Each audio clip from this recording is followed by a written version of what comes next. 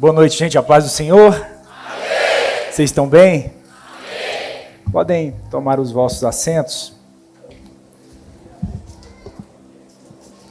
Para nós é uma enorme alegria estar aqui mais uma vez. Me sinto muito honrado em estar aqui. Quero agradecer a confiança, o carinho e a amizade que temos com o apóstolo Jonatas, pastor Andressa, essa família tão abençoada. Vocês são lindos, que Deus abençoe vocês e essa igreja é linda também. Quantos aqui estiveram presentes da última vez que eu vim? Levante assim a sua mão. Bastante gente, glória a Deus, glória a Deus. Que bom, que bom. É sempre uma alegria, um momento como esse.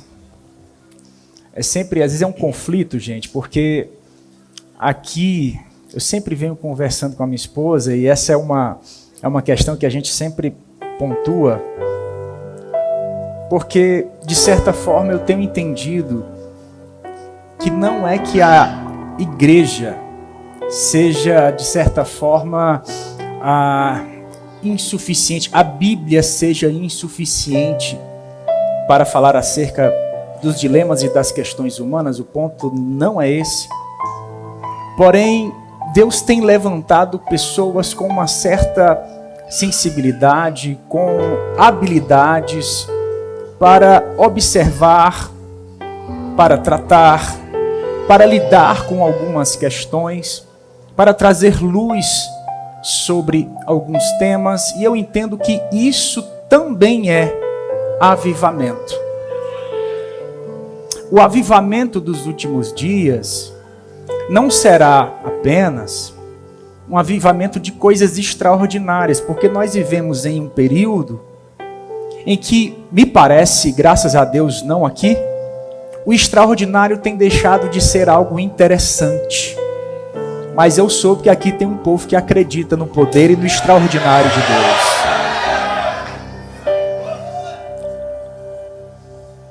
E quando nós olhamos para as Sagradas Escrituras, elas vão dizer: e nos últimos dias, o amor de muitos esfriariam. Amor não é apenas afeto, não. Amor também é um instrumento de discernimento. Porque tudo coopera para o bem daqueles. Muitas pessoas não sabem o que estão acontecendo com as suas vidas, não é porque estão perdidas, é porque estão carentes de amor.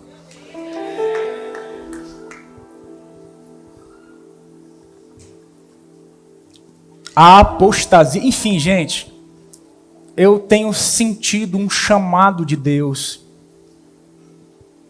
como sendo portador de uma mensagem, se é que eu posso chamar assim. Eu tenho me debruçado a temas que envolvem o que diz respeito à dor humana, o que diz respeito a essa experiência que nós chamamos de cura, como isso se comunica na prática de uma forma, de uma perspectiva observável, científica, se é assim que nós podemos chamar, mas ao mesmo tempo também poderosa. Eu queria convidá-los a abrir a Bíblia no Evangelho de João, capítulo 5, verso 1.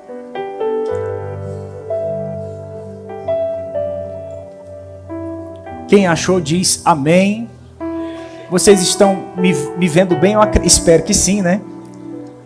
Mas me ouvindo bem? Vocês estão me ouvindo bem? Quero agradecer a Deus, minha esposa está aqui. Fernanda, fica de pé para o pessoal te conhecer. Deixa eu te deixar um pouquinho constrangida.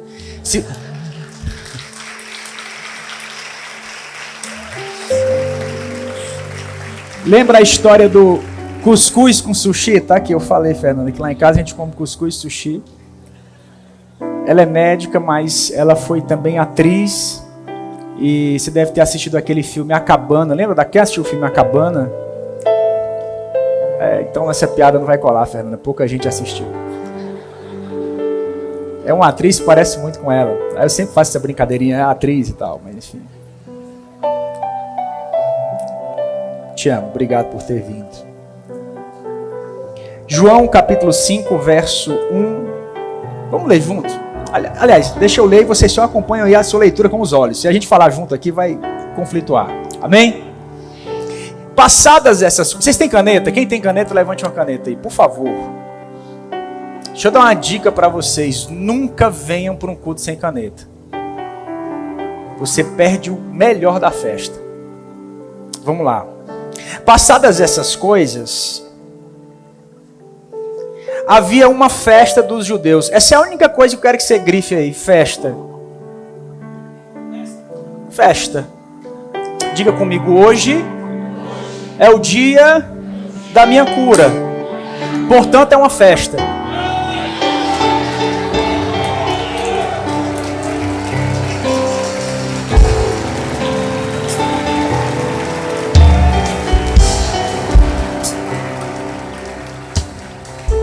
Marcou aí festa?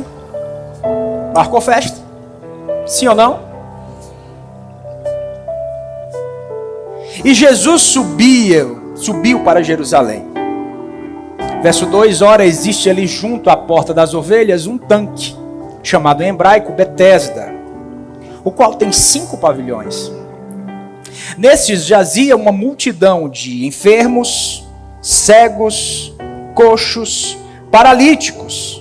Verso 4, esperando que se movesse a água, porquanto um anjo descia em certo tempo e agitando-a. E o primeiro que entrava no tanque, uma vez agitada a água, sarava de qualquer doença que tivesse. Estava ali um homem enfermo, havia 38 anos. Irmãos, 38 anos. Jesus, vendo-o deitado e sabendo que estava assim há muito tempo, perguntou-lhes: queres ser curado? No verso 7 diz: respondeu-lhe o enfermo: Senhor, não tenho ninguém que me ponha no tanque quando a água é agitada, pois enquanto eu vou, desce outro antes de mim. Então lhe disse Jesus: levanta-te, toma o teu leito e anda. E imediatamente,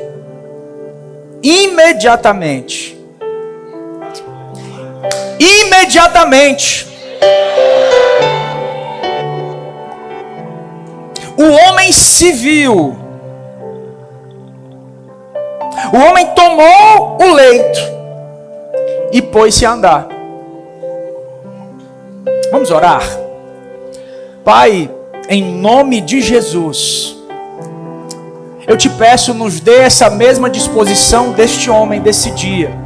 Não importando quanto tempo há de feridas ou dores, mas havia uma disposição imediata para mudar a sua situação, para acreditar, para tomar decisões. Senhor, para obedecer, eu te peço em nome de Jesus que a tua palavra, ela encontre um ambiente assim, quando ela entrar dentro dos nossos corações nessa noite. Fala conosco, é que eu te peço em nome de Jesus. Amém e amém. Às vezes nós caminhamos com algumas coisas, com dores, com angústias, com características que passam tanto tempo se apresentando nas nossas vidas, que algumas pessoas simplesmente se esqueceram de como que elas eram antes disso. Existe até o próprio conceito que nós entendemos como personalidade. É tão difuso. Às vezes a gente pergunta o que é a personalidade. Nos questionamos se Deus muda personalidades. É um assunto para outro momento. Apesar de que eu acredito que Deus muda tudo. Mas um conjunto de características pessoais, emocionais, comportamentais, físicas, um jeito de ser, de interpretar, de reagir. Com o tempo, nossas dores e nossas características disfuncionais vão entrando dentro dessa caixa que muitos chamam aí de personalidade, temperamento, jeito de ser. E isso vai se cronificando. Eu já ouvi inúmeros relatos de pessoas que me procuraram e diziam: eu estou aqui porque o meu problema é esse, eu nasci com isso porque o meu pai tinha e o meu avô e a minha avó, etc. Não invalidando a herdabilidade genética e, claro, suas influências nas devidas condições. O que eu quero dizer é que chega um determinado momento em que o indivíduo se desconhece, não sabe da sua própria capacidade, perde, inclusive, suas necessidades mais íntimas, suas necessidades pessoais mais íntimas. As feridas mais antigas que alguém pode carregar não deixam apenas sintomas, mas também convicções. Por isso, quando alguém pergunta se é físico, se é emocional, se é espiritual, no final das contas, a resposta melhor de todas é essa: cuide de tudo. Talvez alguém diga é emocional, pois vai trazer prejuízos iguais, porque prejuízos emocionais crônicos modelam a nossa forma de crer nas coisas. Nossas convicções, a nossa autoimagem está profundamente atrelada a tudo isso. De certa forma, com o passar do tempo, todas essas informações vão permanecendo criando uma espécie de crosta na nossa pele. Ano passado, um ano atrás, mais ou menos, morreu um certo homem, se eu não me engano, no Oriente Médio, que havia passado 50 anos sem tomar um único banho. Conta-se uma lenda entre os médicos, eu conversava com a minha esposa, acerca de pessoas que ficam muito tempo sem tomar banho. Porque, caso você não saiba, a pele, gente, é um órgão. A pele é um órgão. E ela nos protege de muitas coisas, não apenas de uma proteção física, mas também uma proteção imunológica. A minha esposa, além de ser pediatra, ser especialista em autismo e saúde mental infantil, também fez dermatologia. Fernanda, me corrija se eu estiver falando aqui algum equívoco, mas a pele também tem essa função de barreira imunológica. E quando alguém passa muito tempo sem tomar banho, uma vez que aquela crosta, aquela camada de sujeira é retirada abruptamente, é como se a sujeira desse lugar à proteção anterior que era da pele. Vocês estão aqui, gente? Chega um momento que nós não sabemos mais quem nós somos ou somos a ferida que carregamos.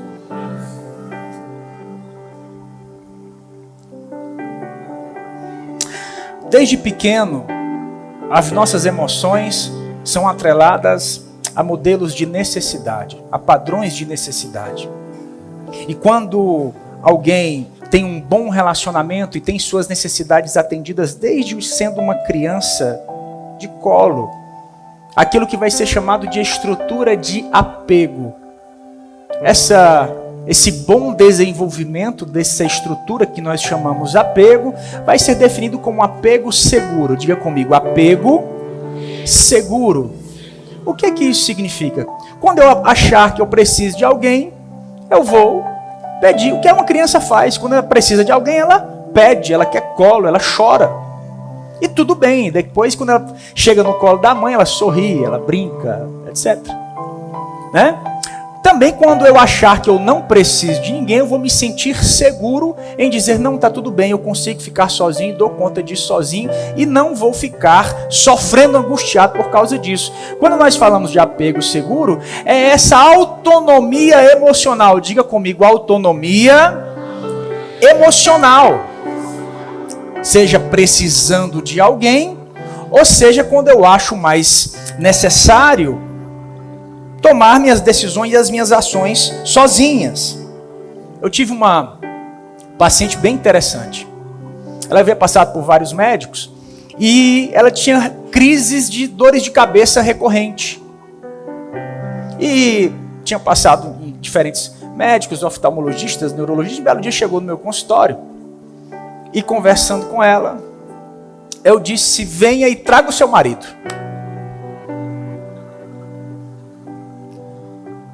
E ela fala algo que ela nunca havia dito em nenhum consultório, em nenhuma consulta. Ela disse: doutor, eu percebi algo vindo para cá, até conversando com meu marido. Se não me falha a memória, acho que ele era policial, se eu não me engano. E ela disse: eu percebi algo. Essas crises de dores de cabeça que eu tenho é justamente quando o meu marido não está em casa. Eu nunca tive crises como essa nas férias, quando estamos juntos. Ou seja, essa dor, ela é somatizada na ausência dessa figura de conexão. Sabe aquelas dores que nós chamamos de psicossomáticas, ou seja, dores que começam na mente, nas emoções, na psique e vêm para o corpo. Já ouviu falar disso? Fibromialgia, uma série de outras coisas, tensão muscular, enfim. Sintomas gastrointestinais. Uma das principais características que estão atreladas a esses sintomas psicossomáticos é justamente esse modelo de apego inseguro, que é o quê? Ou eu estou sempre precisando de alguém para tudo, uma espécie de dependência emocional, ou eu evito a todo custo me conectar com pessoas. Então, note alguns sinais de dependência, porque na verdade o que nós estamos vendo aqui, usando esse termo apego inseguro, essa perda de autonomia emocional, nós estamos falando de algo que é difícil, porque isso torna o indivíduo de certa forma dependente, muitas vezes daquilo que o fere. Algumas pessoas, é como se eu escutei isso de um professor e eu não entendi naquele momento.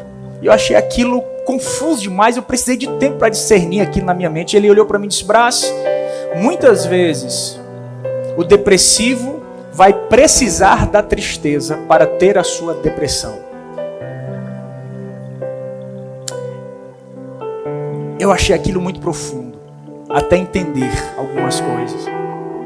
E quando nós olhamos para essa forma de como esse nosso padrão de necessidade se manifesta, porque você concorda comigo que muitas vezes aquilo que a gente quer não faz bem? Conhece alguém assim? Conhece alguém que os seus desejos, suas decisões, seus padrões de relacionamento parecem terminar sempre com um padrão semelhante de prejuízo? Aqui não, apóstolo, aqui graças a Deus não.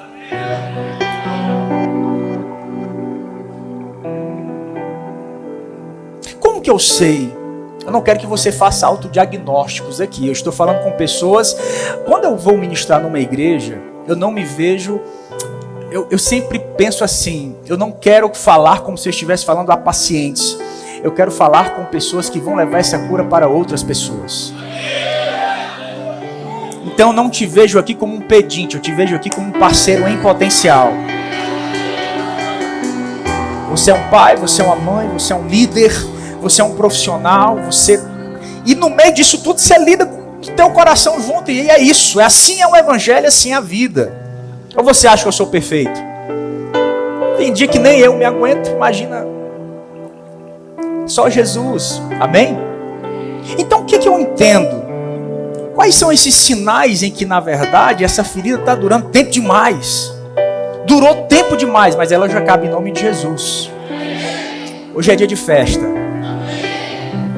Só um pessoal lá atrás entendeu? Vou dizer de novo, hoje é dia de festa.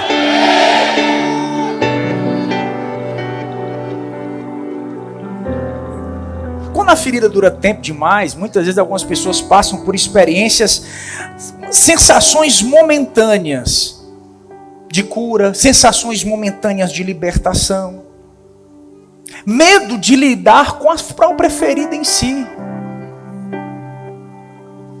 Quantas vezes eu já tive que atender, ministrar pessoas, que veio umas 2 pessoas para falar, para tratar do assunto, tinha que vir 1 ou 2 pessoas para introduzir o assunto com muita calma, bem devagar, porque se tocar em determinado assunto, Eu entendo que existem alguns temas que são extremamente delicados. Eu não estou aqui sendo insensível. Eu estou dizendo sinais que essa ferida já está aí há muito tempo. Amém? Não estou sendo crítico, é isso. Nós entendemos que existem uma conexão necessária para que isso possa fluir de uma forma saudável. Um sentimento de rejeição permanece, uma mágoa, uma ansiedade atrelada a pessoas. Já viu pessoas que têm ansiedade de gente? Que nem no caso dessa paciente que eu acabei de dizer, precisa estar conectada, atrelada ao esposo, às vezes o marido à esposa, ou uma mãe a um filho, uma ansiedade atrelada a pessoas, a relacionamentos. E hoje, o que eu quero falar com vocês é justamente a restauração dessa autonomia, a cura dessas feridas antigas. O irmão me pediu ali um tema para a mensagem de hoje, pois pega essa. Hoje é noite de cura para as feridas antigas.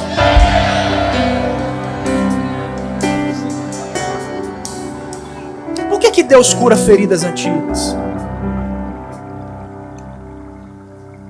Quando Moisés chega na casa do sogro, a primeira coisa que ele faz, ele livra Zípora e as irmãs de brigas com outros pastores. Sabe como é que elas identificam Moisés para o pai?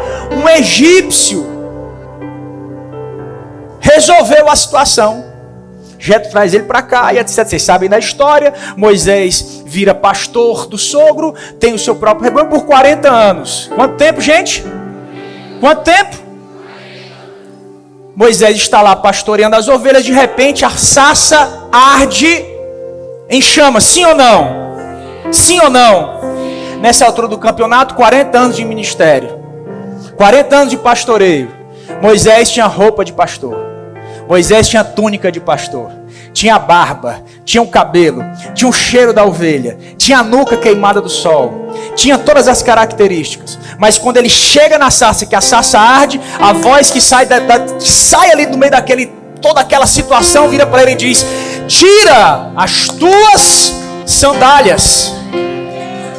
Às vezes a roupa continua e muda, às vezes a barba cresce, às vezes o sol do ministério, mas a sandália continua lá de trás. Só está escondida agora na indumentária desse novo padrão de vida.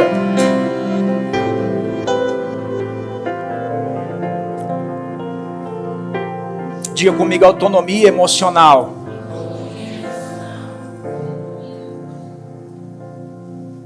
Habilidade de estabelecer vínculos, relacionamentos saudáveis e estruturados. Dizer o que pensa, o que sente, o que acredita. Seus limites, suas ações, suas crenças, sem a influência dos seus sentimentos. Emoções são excelentes experiências quando elas se manifestam na conclusão de um processo. E trabalhou Deus no primeiro, e viu Deus que era bom. Diga comigo: eu quero ser feliz quando tudo se concluir. Até lá, eu estou focado e trabalhando.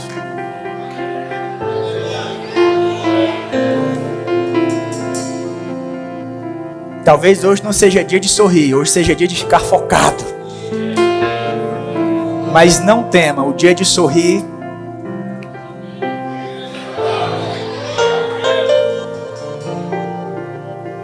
vamos para o texto. Nós estamos vendo aqui um texto bastante conhecido.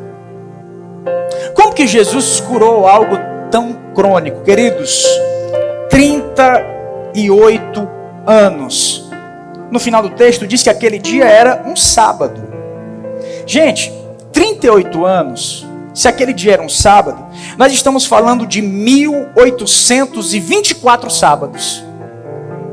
Você sabe o que é vir para cá 1824 vezes, vir para a mesma reunião 1824 vezes, estar no mesmo ambiente por 38 anos, vendo mover, vendo cura, vendo a aglutinação de pessoas, vendo o povo ali, vendo passando festa e em cima de festa, onde tudo parecia acontecer com todo mundo, menos com ele. Já se sentiu assim? Depois de tanto tempo, parece que as coisas só acontecem com outras pessoas. Nós estamos diante de um caso crônico. Sabe o que é que eu acho interessante? É que no verso 6 diz assim: Jesus, vendo-o deitado e sabendo que estava assim. Eu não acho que Jesus falou: vou usar meu atributo de onisciência. Não. Nós estamos aqui diante aproximadamente, mais ou menos no começo do ministério de Jesus. Vamos dizer que Jesus tinha aqui entre 30 e 31 anos. Amém? Tudo bem? Ele estava assim há quanto tempo? 38. Nós sabemos que Jesus esteve lá nesse mesmo lugar, na festa, no templo, com 12. 18 anos para trás, esse camarada já estava lá há 20 anos.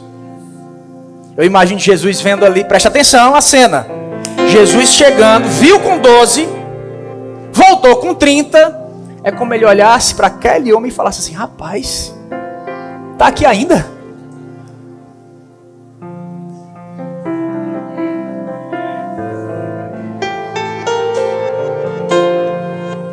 Por isso faz sentido aqui o que acontece. Preste atenção, gente.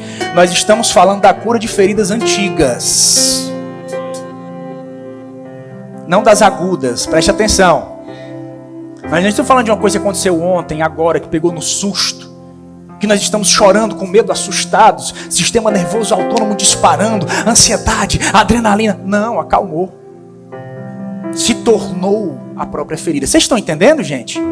Como é que Jesus trata disso?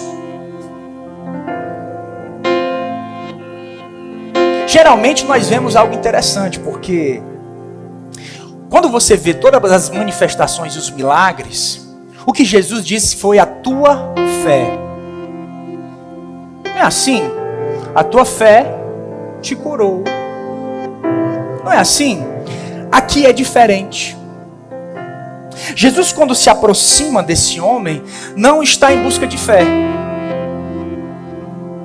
A pergunta de Jesus não é: você acredita que é possível ser curado? Você crê que você pode ser curado? Não. A pergunta de Jesus é: você quer? Tem coisa que não é a fé que resolve. Aquele camarada tinha fé para estar ali 1820. Ele tinha fé, talvez mais que eu, mais que você, mas o que ele não tinha era vontade. Olhe para mim. Hoje Jesus está à procura de vontade. Vontade, eu quero.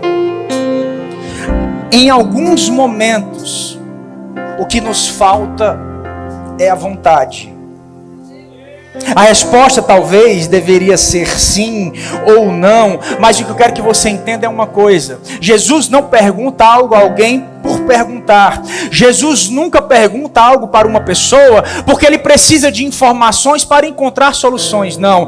Todas as vezes que Deus pergunta algo para uma pessoa, para alguém, é porque ele quer transformar a resposta da pessoa. Se Deus te pergunta algo, é porque Ele não precisa dessa informação. Ele quer mudar a resposta que você guarda aí, que está enviesada, cronificada, ferida.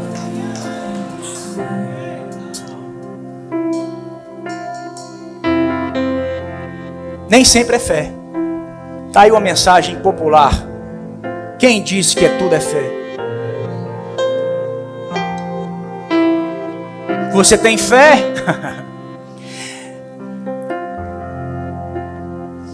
A Bíblia diz que existe um tipo de fé que é maligna, é demoníaca. A Bíblia diz que o diabo crê que estremece, mas ele não tem uma coisa, sabe o que é? Atitude, obra. Fé sem obra é o padrão de fé que o inferno tem.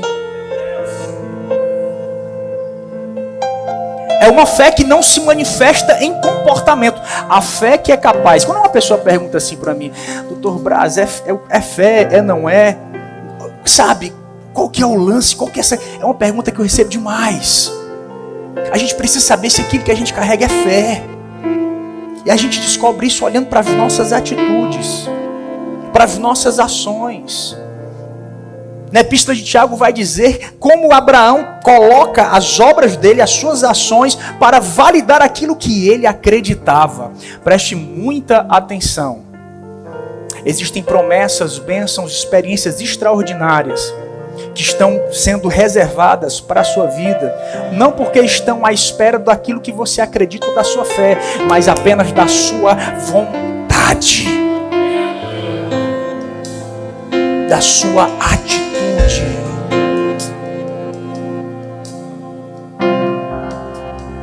Nem sempre é fé. Quando Jesus pergunta para ele, você quer ficação? Só tem duas perguntas, duas respostas possíveis. Sim ou queres ficação? Eu vou usar aqui uma expressão bem regionalista. Uma vez me falaram assim, Braz, amenize o seu sotaque nordestino. Eu falei, está repreendido.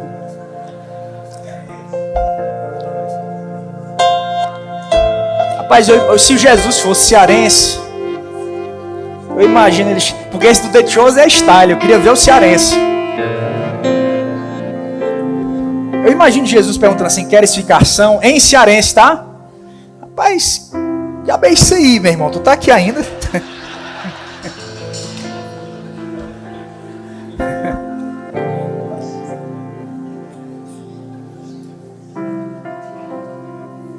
A resposta era sim ou não. E aí a resposta dele, ele começa dizendo, não, porque quando a água se mexe, o pessoal corre na frente e etc e tal.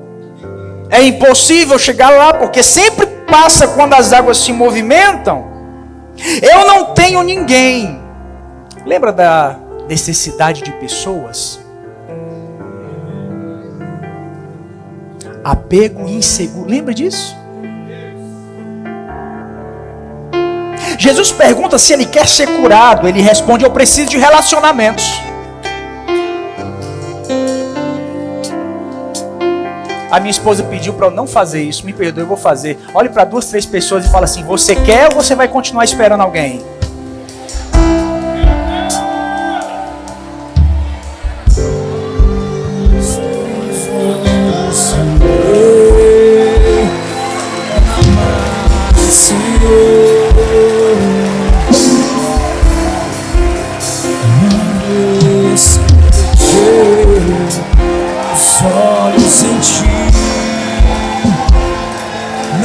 Se satisfaz, Senhor.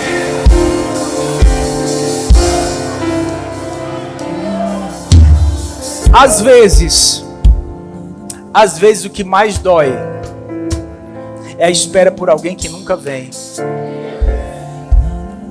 Deixa eu te falar uma coisa. Talvez seu pai não volte para te pedir perdão. Deixa eu te falar uma coisa. Talvez seu marido não reconheça o que o temperamento dele provoca. Talvez o que você espera não venha de homens.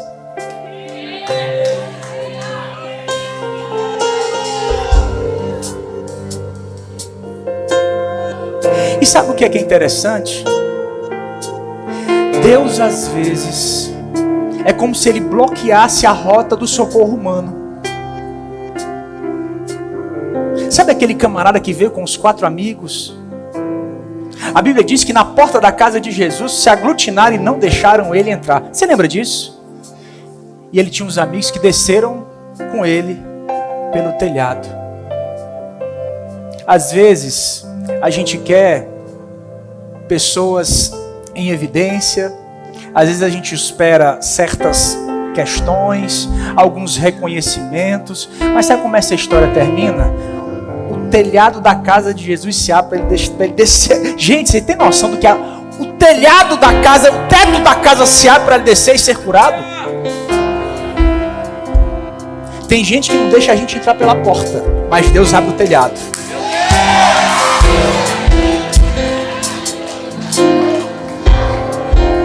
Sabe o que a Bíblia diz? Eu já volto pro coxo, tá?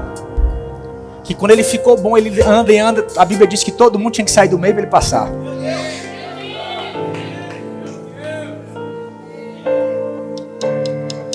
Deixa que Deus seja glorificado na tua história. Deixa Deus mostrar que é Deus. Dá o tempo para ele montar a mesa, sabe? Espera. Diga comigo, eu quero.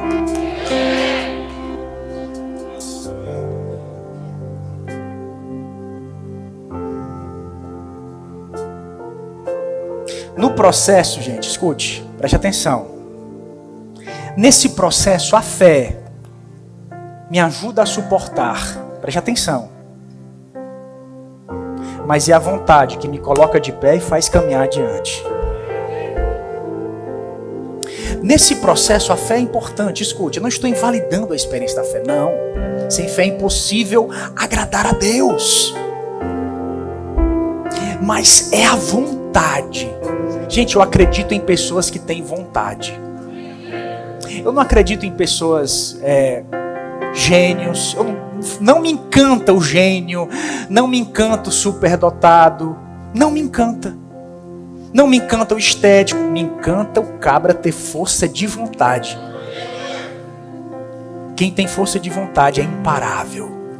Quem tem força de vontade aí, levante a mão. Diga, eu a partir de hoje. Diga, eu a partir de hoje serei uma pessoa em Deus imparável.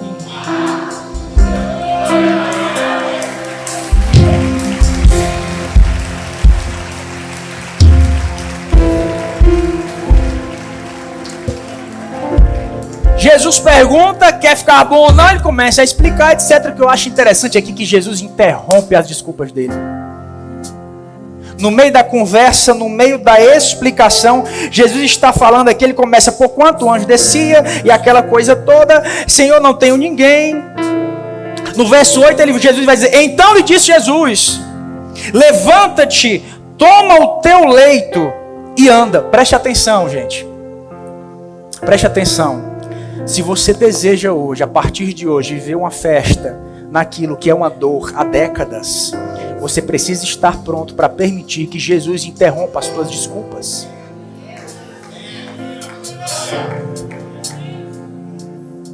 Eu sei, ele sabe que faz tempo, que é assim, que é assado, porque a minha irmã, porque a minha tia, porque a minha mãe tinha um filho que era melhor do que aquele, e sabe, o preferidinho da mamãe era esse. Ok. Mas hoje você não está lidando com um ser humano qualquer. Não é um ser qualquer. É o Rei dos Reis, Senhor dos Senhores, Pai da eternidade, Príncipe da paz, maravilhoso, Conselheiro, Deus forte. Não é qualquer um.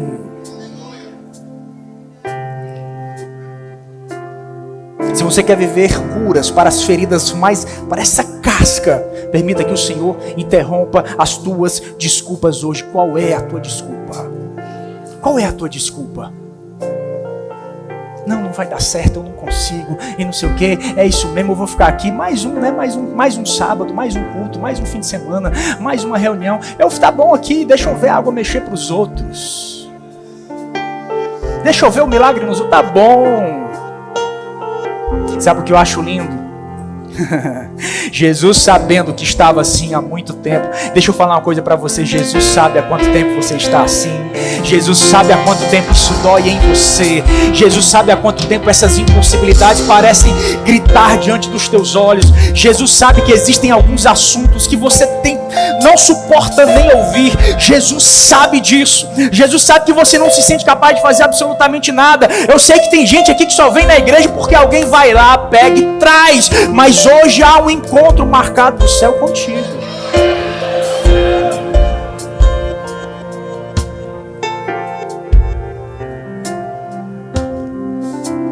Jesus interrompe, calma que vai piorar. Jesus interrompe as desculpas. A interrupção de desculpas é um grande confronto, porque te obriga a ser maduro. A justificativa é uma prerrogativa da imaturidade, da criança, do adolescente. O adulto não se justifica, se responsabiliza.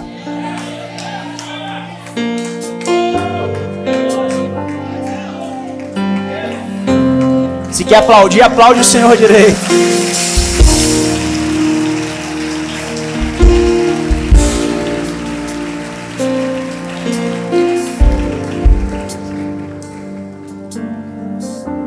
o negócio piora, porque quando Jesus já confronta, e todas as vezes que Deus nos confronta, acredite, Ele quer tratar coisas que está guardada há muito tempo, que você nem lembrava mais que existia, ou que estava ali privada dessa experiência. Porque muitas vezes nós somos curados em alguns pontos, mas lá dentro de nós, a sandália do Egito está escondida no meio da roupa do obreiro. Jesus diz 3 coisas para uma pessoa nessa condição que é impossível. Número 1, olha só, levanta, próprio camarada que está sem andar há 38 anos. Primeira coisa, levanta. Segunda, toma o teu leito. Terceira, piorou, anda. 3 imperativos impossíveis. Todas as vezes que Deus quer fazer algo extraordinário na vida de alguém, acredite, vai parecer impossível. Deixa eu falar algo para você. Talvez o que o Espírito Santo já está falando aqui com algumas pessoas, já está trazendo respostas. Algumas pessoas já sabem o que é que tem que fazer. Algumas pessoas já decidiram interromper essas justificativas, essas desculpas, mas estão em conflito dentro da mente, porque fazer o que precisa fazer parece ser impossível. Deixa eu te falar algo. O que Jesus está dizendo aqui, eu vou te falar 3 coisas impossíveis que na sua mente você não vai se ver capaz de fazer. Você quer viver algo extraordinário, você precisa aprender a encarar aquilo que Deus te pede, te manda, te orienta, que parece impossível, que parece difícil, que confronta as tuas justificativas, que confronta as tuas desculpas, que parece que ainda está faltando alguém. Deixa eu te falar algo para você. Se Deus está dizendo para você fazer e parece impossível, é porque você já tem o necessário para começar.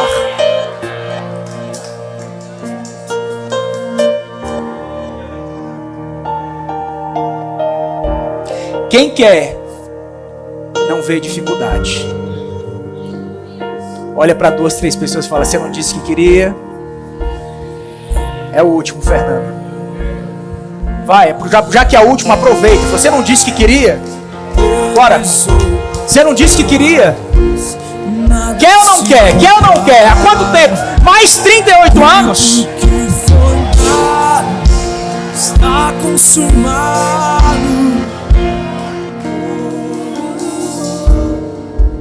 Olhe para mim, escute. A fé não faz sentido, ela faz milagres.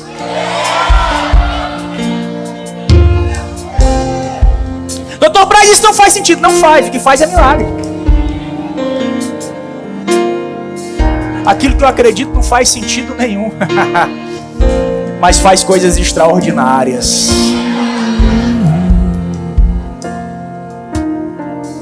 O que eu acho impressionante, apóstolo, é que quando Jesus olha para ele e fala: levanta-te, toma o teu leito, ele diz imediatamente.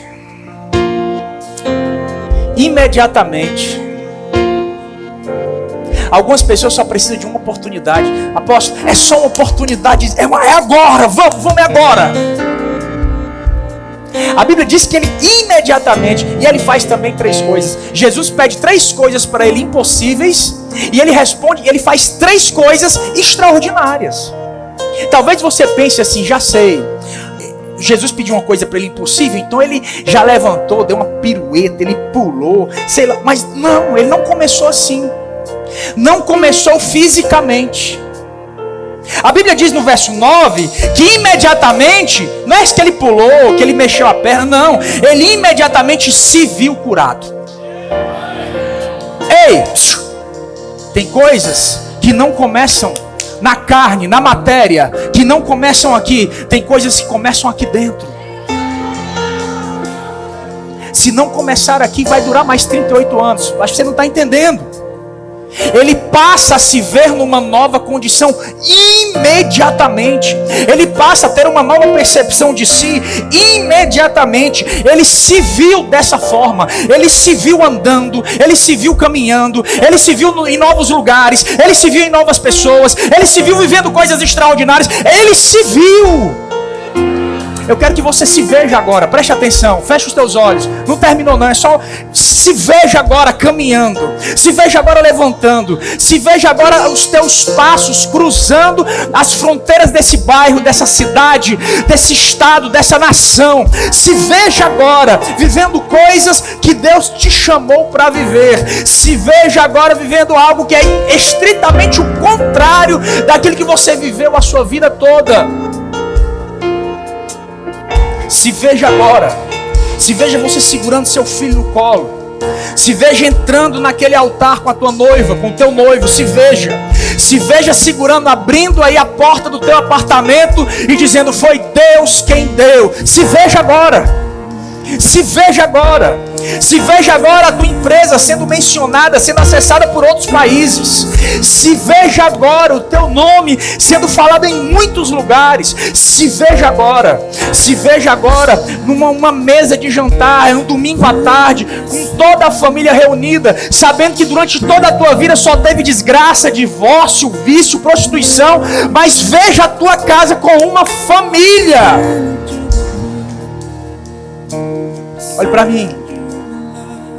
Se não começar aí dentro de você, nada vai acontecer. Como se imagina um homem primeiro aquele homem viveu dentro dele. Ele se viu. Ele se viu. Antes de tudo, você precisa se ver assim. Será que você consegue se ver assim? Eu não sei qual é a tua dor. Eu não sei qual é a tua expectativa. Eu não sei qual é a tua angústia. Eu não sei. Não sei como você se vê. Mas é como se Jesus estivesse dizendo hoje para você: você já está assim há tempo demais. Vamos se ver de um jeito diferente.